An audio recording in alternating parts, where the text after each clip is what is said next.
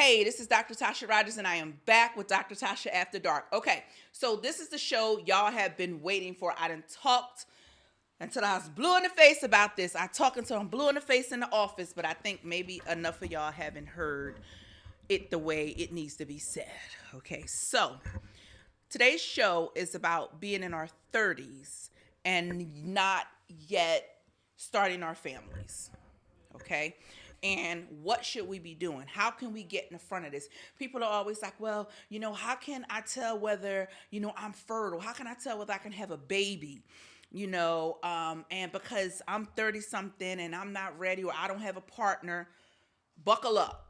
Buckle up, okay? Because it's a checklist. It's some stuff y'all have to do. First and foremost, let me get the myths off the table. Nobody can tell you whether you can have a baby. How can I say this? Nobody can definitively tell you whether you can have a baby. Why is that? 33% of infertility is female, 33% of infertility is male, the other 33% is unknown. Okay? What does that mean? That means that you could be ovulating every month. You could have a regular period every month. Your tubes can be open. You cannot have fibroids. Everything can be perfect. Your baby daddy can have a normal semen analysis and you still cannot get pregnant. So people can give you subjective information like, yes, your egg count looks good. Yes, your tubes are open. Yes, you're ovulating. Yes, he has a normal sperm count. No, that does not mean that you can get pregnant. It means that all the ingredients for the stew are there. It does not mean your stew is going to be busting the way we anticipated will, okay? So I just want y'all to do that. A lot of times, like, oh no, I can get pregnant because I did da. And I'm like, wait, what? Who told you that, sis? So don't get taken in by your desire for information and because things sound a particular kind of way, okay? Now, let's talk about this. We are now seeing many more women in their mid to late 30s. I mean, early 30s is kind of a given sometimes, but mid to late 30s who have yet to start their families yet. Okay. And that's okay. Let me get that out the way. That is fine. Okay, take a deep breath. I don't know who wrote this obligatory number 35 in the sand and got y'all freaking out on this side of 35. Y'all don't know what to do. Y'all pulling y'all hair out on this side of 35. Y'all scared to approach the 35 line. Everybody take a deep breath, okay? Because I tell people all the time, I'd much rather deliver a healthy 37-year-old than a 26-year-old who always eats at fast food restaurants and has poor health. So let's not even get into the numbers. Numbers are subjective, okay? Now, the reason that we're seeing so many more women in their later 30s who have not started families is for a lot of different reasons. And a few of the reasons are more education. Women are going for graduate degrees, if you didn't know. And again, this video is for all women in their 30s, but I will speak to certain demographics because of disparities. So for African American women, if you did not know, 60% of all master's degrees in this country are held by African American women. Okay, shout out to my girls. Shout out to the girls. But either way, that takes time. Okay, so we're spending more time getting educated. We have lower marriage rates for a bunch of different reasons. A lot of people don't even necessarily want to be married. Some people will not have children unless they are married. So it varies, but our marriage rates are lower. We're spending time getting more educated. And then we have worsening health. Things that we kind of don't even know necessarily affect our health. We have fibroid issues. We have pain issues. We have adenomyosis issues. We have endometriosis issues. We have autoimmune disorders. We have hypertension and cardiac. We're just an unhealthier group of people than we used to be. Okay. And then we also have alternative lifestyle issues, and not issues in a bad way, but when we say alternative lifestyle issues, this has to be a situation where, we have two people who have fallen in love and they're going to be together, and different things come along with that, because now it's like, okay, what if something happens? Who gets our child? And it becomes a whole situation when it comes to alternative lifestyles. Some practices have issues with that. Some parts of the country have issues with that. But again, because alternative lifestyles are so much more accepted, and people live in their truth now, that again accounts for us not starting families earlier, but a little bit later. Okay, so these are good or bad, right or wrong. There is no right or wrong. There is no good or bad. It's just these are the reasons that we're starting later. Now, um, when it comes to that, I am very cognizant to have certain conversations with my patients. And my thing is that, and I start these conversations at about 23 or 24 years old. And the reason that I do that is because I never want anybody to say that the first time they heard something was the first time that they needed to hear it. Okay. That's a big thing for me. So when I talk to my patients who are in their 20s, I am very much always talking about egg freezing and egg donation. Now, let's talk a little bit about this. When it comes to egg donation, there is a shortage in African American eggs. Okay, I think because this topic is not really discussed in our community a lot. The providers are not necessarily discussing it, and sometimes it's really looked at as science fiction. And essentially, what it is up till age 31, we ask that you be healthy, like no drinking, no smoking, not off the chain with a bunch of things. And you go in and you do a questionnaire, and they ask you about a bunch of things. They do some ultrasounds, and then you get some medication that helps you ovulate, and then they follow you with ultrasounds. And when it looks like it's time for ovulation, you go in and they give you a little bit of a sedative, kind of like when you go to the dentist and you got that, you're not asleep but you're not awake either. And they go into the vagina and they drain. We all think of eggs as like eggs. Those are chicken eggs. Okay, human eggs are in liquid. They're microscopic. They're in liquid. You can't see them. And they put a device way at the back of the vagina where your ovaries sit, like behind your vagina is where they generally sit. They drain all the fluid out. And when at the end of that procedure, you end up leaving with a check, usually about $8,000 or $9,000 check. It's a donation because what we're not selling is body parts around here, okay? But you get paid for your time and your discomfort, because going through the procedure can be a little crampy. You feel a lot of pressure. You probably have a lot of pressure for the next couple of days. But essentially, and you can donate as many times as you or the fertility specialist deem safe. And again, you're doing somebody a service, because, like I said, there's a shortage in African American eggs. And like I said, because we're not well versed on it. Now, that same process, you can, like I said, you donate and you leave with the check. Or if you want to do it for yourself, the same process, and then you would pay storage fees for freezing, which I don't know. I have no idea what they are, but they're probably like $100 a month or something like that, right around that, but I don't know. And you would store them until you needed them. Maybe a family member would need them. Maybe you would never need them. You don't know what's coming down the pike. If you never need them, a family member doesn't need them, you can then donate them, or which likely would come with payment as well, or you could have them destroyed. That is your choice, right? So the reality of the situation is that I say egg freezing is like car insurance. It's better to have it and not need it than need it and not have it. Anything can happen. There could be an emergency procedure that has to get done. There could be chemotherapy and radiation that somebody has to endure. And now, our eggs have been compromised. Anything can happen. A family member could need them, and it's better if they're going to purchase eggs, right? Or well, I guess it is what it is. If they're going to have to get donor eggs, is what we call them, I would figure it would be better from somebody who's genetically similar versus from, a stranger. But, we got to do what we got to do. So that is a discussion I have with my patients consistently until they understand that these are options. You can donate, you can freeze for yourself, but understanding the reasons why, the logic behind it, And, yes, I said up till age 31, and that is for donation. But ladies, you can have your eggs frozen at any particular time. 31-year-old eggs are better than 35-year-old eggs. 35-year-old eggs are better than 40-year-old eggs. And 40-year-old eggs are better than 45-year-old eggs. And I don't even know if we freeze after 45. Okay. So the point is that you can do this in any space in your reproductive journey, okay? But like I said, it's better to have and not need than need and not have. It is not a cheap process.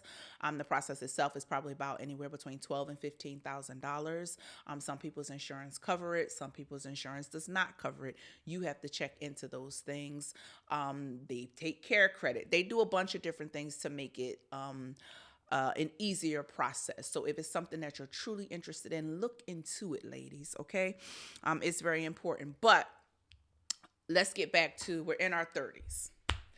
And we know that at some point we want to have a baby, potentially. We may not have even made up our mind yet, but we think we want to have a baby. And we don't have the tools that we think we need. I want to be in a relationship, but I don't have a relationship right now. I'm not having a kid till I'm married, but I'm not even in a relationship. I had fibroids in the past, and I don't want my fibroids to come back, but I'm not ready to have a baby yet. It's so many different things, okay? And so here's a checklist of the things that you need to do in order to navigate this situation appropriately. First of all, you want to develop a relationship with an OBGYN, okay? There are going to be so many things that you have questions about, concerns about, things you're going to want to discuss, things that are on your mind, your spirit, all of those things. You want to not have a drive-by doc like, oh, I see whoever in the practice who's available. They may be a doctor, they may not be a doctor, and blah, blah, blah. You want to be able to have a relationship. You're grown. You real grown at this point. You want to be able to have a relationship with somebody who you can say, hey, let me run this past you. Or, hey, I read this. What do you think about this? Hey, this is my situation, and you understand what my situation is. What do you think are the next steps? You should be able to have a reasonable relationship with not somebody who's catching up on who you are every time you come in like, oh, we did that over. Oh, okay. How you been since? No. You want to have a relationship with an OBGYN. And if you find that you can't discuss things with yours, you can't be open and honest with yours, then it's time to find one that you can be, okay? Because it's really important at this stage in your career. And again, please strongly consider egg freezing. It's important. It's important. And like I said, you have options if you never use those eggs. But again, try to get some egg freezing under your belt if at all possible. Okay. Also, you want to learn your family history. Okay. Now, I know, and I can only speak for my culture because I'm in it. Black people are not very forthright with their family history. I don't know why stuff has to get held. I don't know what my Caucasian brothers and sisters do. But let me tell you, we will take some stuff to the grave. I don't know. My grandmother had some cancer, and then she went in the hospital. We ain't see her again after that. We will not be back. Somebody will have had 4 hysterectomies, 2 eye surgeries, then they had 3 feet removed, the whole 9 yards. And they'll be like, I don't know what was wrong with her. She ain't never act right. When you got the cousin that's 40 at the cookout with a bib on, we love them, but we got to start asking some questions, okay? I got a cousin like that. Name was Ronald. To this day, I don't know what was wrong with Ronald, okay? But something was wrong with Ronald. So we got to start talking about this stuff. Figure out what is in your family history. It could be very important. You could carry that trait. You could carry that gene, which is very important. So when you meet up with somebody and when you start to have a family with him, I got a family trait for, even if it's sickle cell trait, I got a sickle cell trait. Well, you need to know if your partner has a sickle cell trait before we go procreating, because then we got a 25% chance of having a child with sickle cell. Make sense? So you got to start asking these questions. Sickle cell trait doesn't really feel like anything. You may have a slight anemia, but it doesn't feel like anything. It doesn't have any pain. If nobody tells you have a sickle cell trait or it's never been checked for, how will you know? And now I'm in this loving relationship with somebody who also has a sickle cell trait. And now we got a whole nother situation. So start asking your family history. Start getting in front of certain things.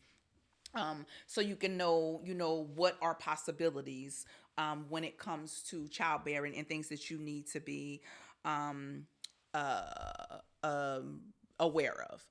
Another thing, it is never too early, but especially once we cross that 30 or bury a baby, I want y'all to start thinking about diet. I want you to start thinking about exercise, and I want you to start thinking about prenatal vitamins. Now, when I say diet, exercise, I don't mean that you need to go on an all out and out Daniel fast. I don't mean that you need to be a vegan. I don't mean that you need to be eating tree barks and, howling at the moon. That's not what I'm talking about. I'm talking about make conscious decisions. If you at a restaurant and it's between wings and fries, grow up. I mean, wings, fries, and salad, get the salad.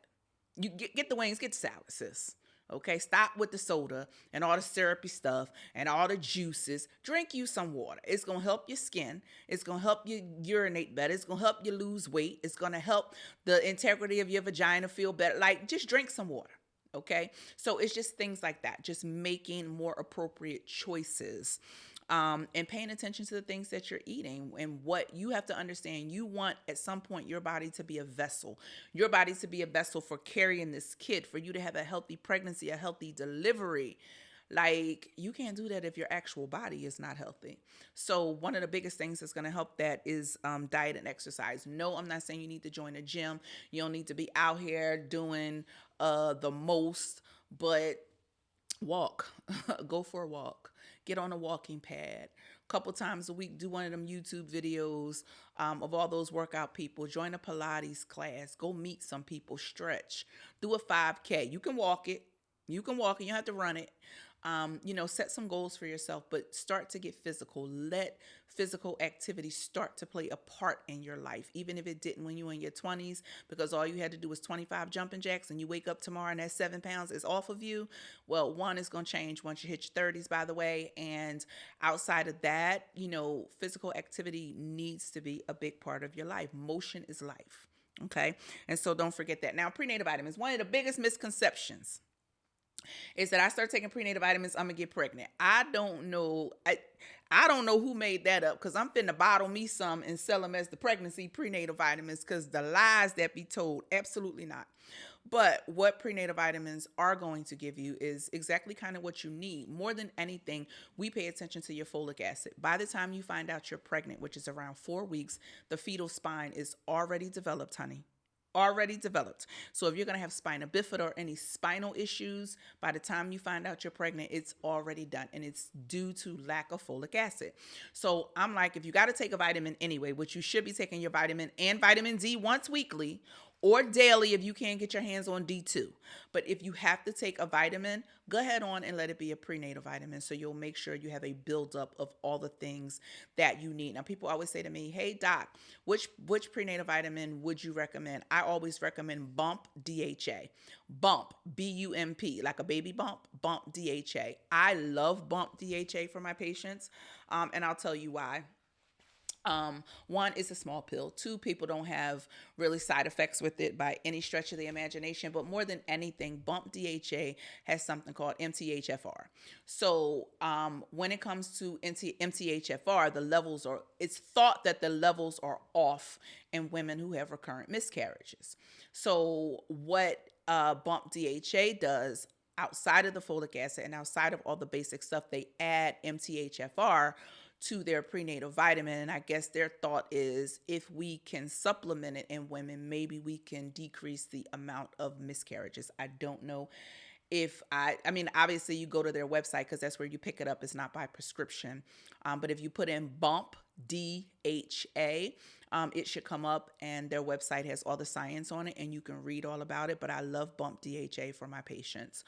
And again, for women who are attempting to get pregnant. And yes, you should be on a prenatal vitamin at least a year before you are attempting pregnancy.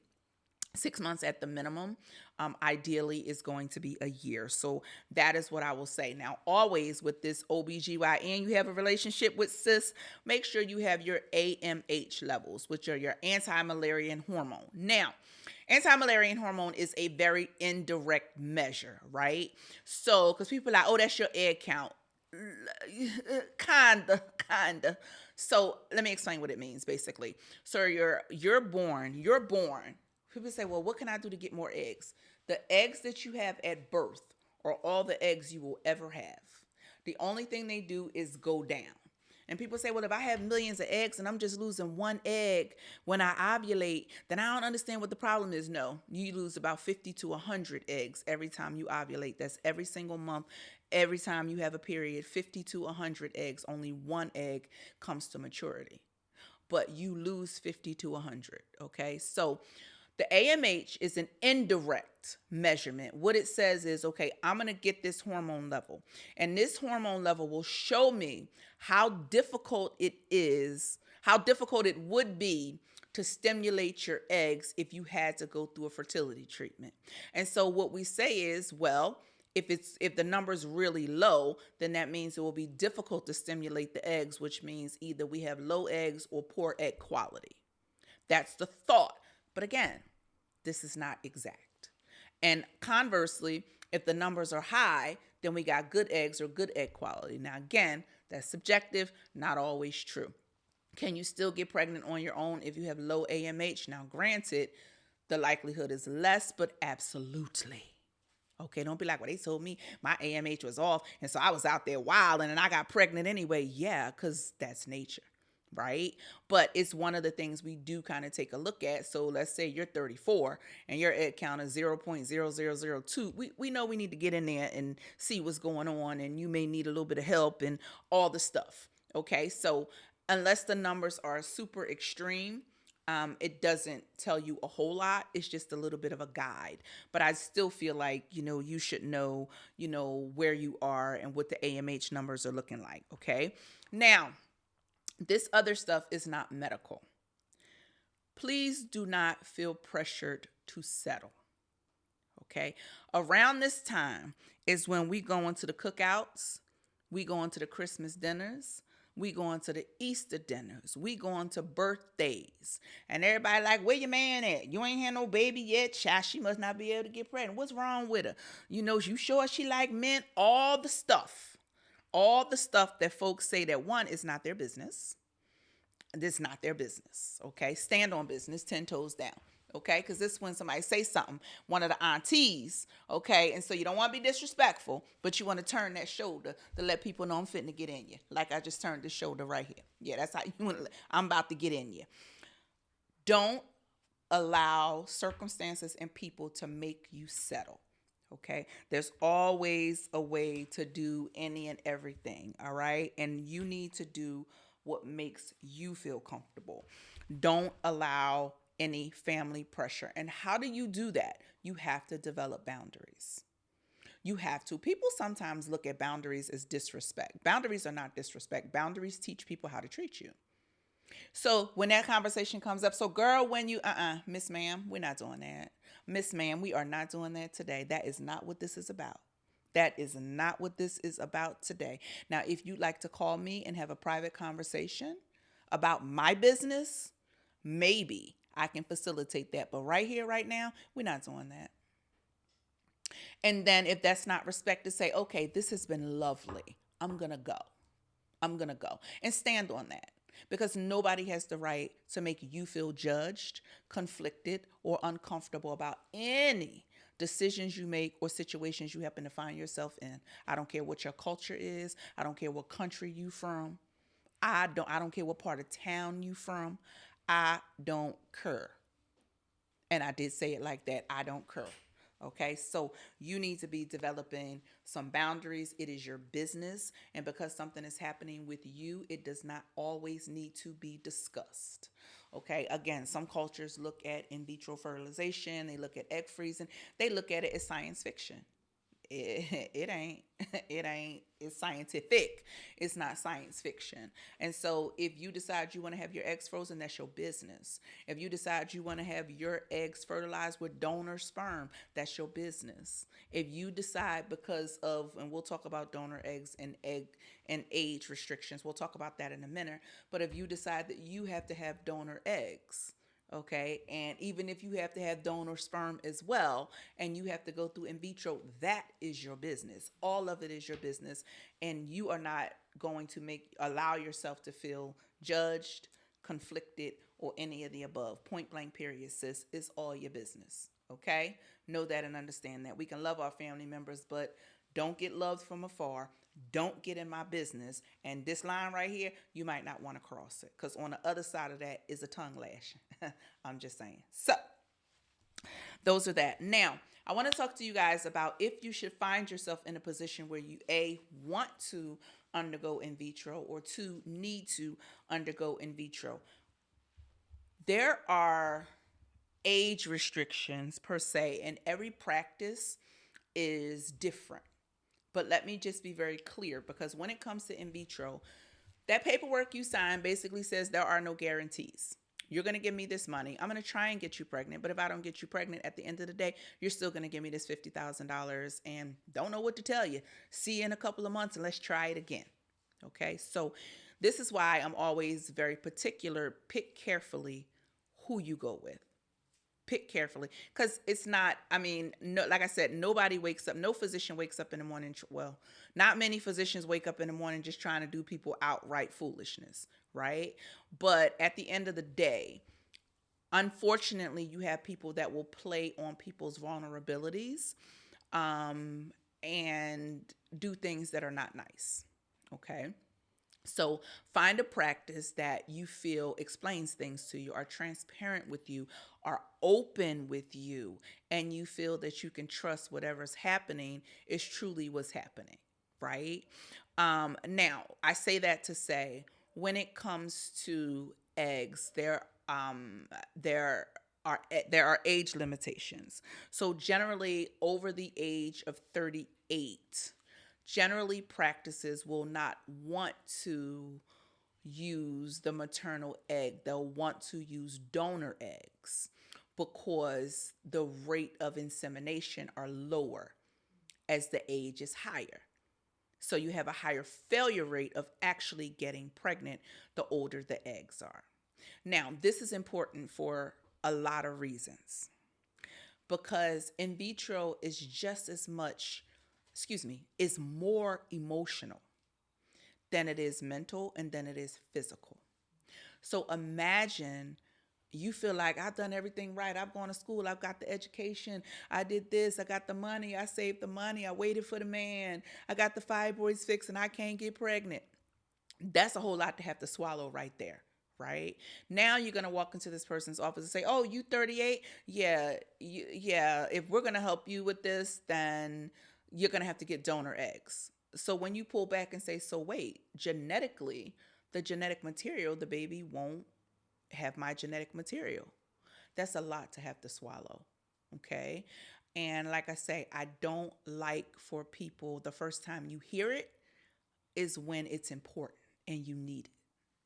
So this is why I say you never know. You might not find your beau ass till you 42, 43, 44. But don't be a behind the eight ball ass. Don't be a lonely ass. Don't be a miserable ass because you didn't find your beau ass. Okay? So I like for people to get this information. So if you're getting to a point where you're like, okay, yeah, yes, I still want kids.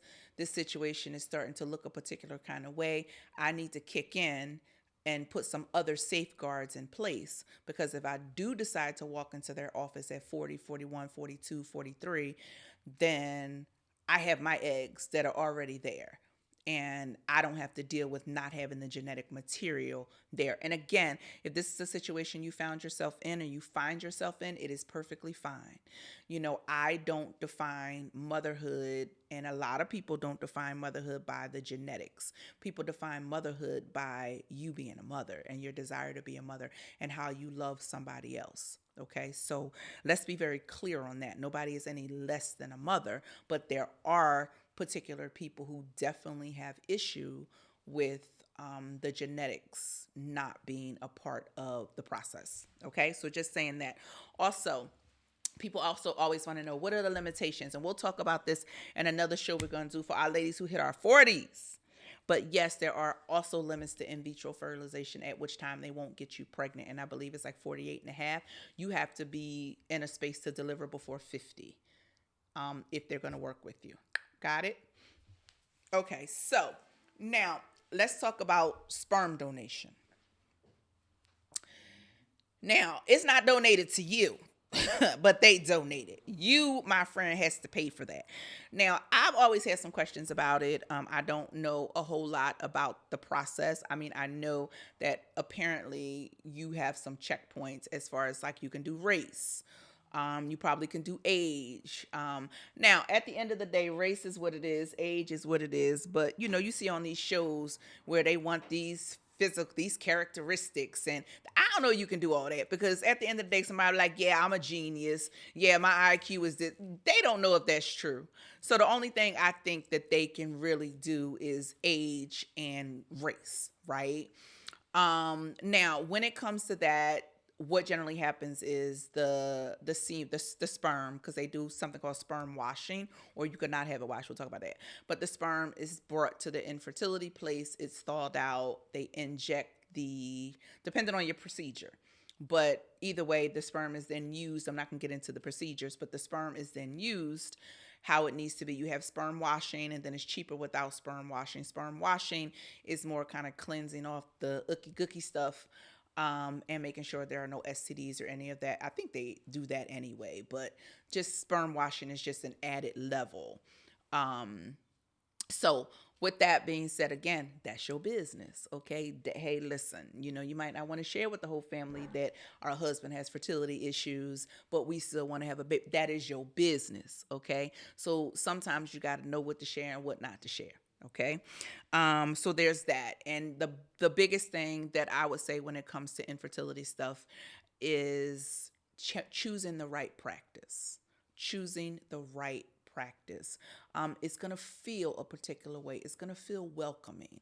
It's going to feel, if you feel rushed, like you leave and you don't really have any more information than when you went. It's like, okay, well, I'm paying for this and I'm paying for this and I'm paying for this, but I guess they'll tell me some stuff that ain't the right practice. You spend a lot of money. You're about to endorse something super emotional.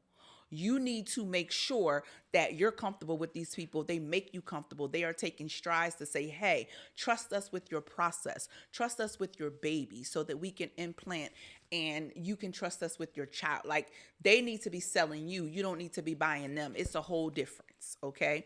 So it is very, very important. So I guess what I'm trying to say is once we hit our 30s, and we know that we want to have a family, but our situation is not ideal, we got to go into proactive mode. We have to go into insurance mode. We have to go into the modes of, okay, if this doesn't happen to me until 38, 39, even well into my 40s, what can I do right now that is going to put me in a good position so that I can do the thing that I want to do?